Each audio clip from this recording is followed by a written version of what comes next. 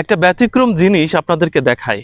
কৃষকের জমির আইলে একটা খেজুর গাছ, সেই খেজুর গাছে সবকিছু তিনি রেখে দিয়েছেন, চুরি হচ্ছে না।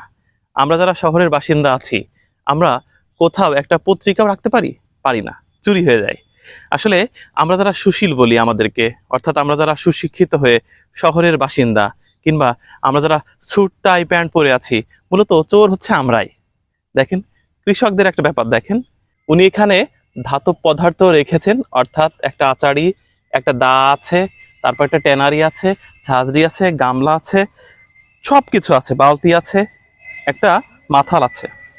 এই মাথালে কি লেখা আছে?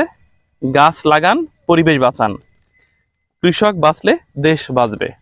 চারপাশে সবুজ, মাঝখানে লাল, বাংলাদেশের পতাকার আদলে তৈরি।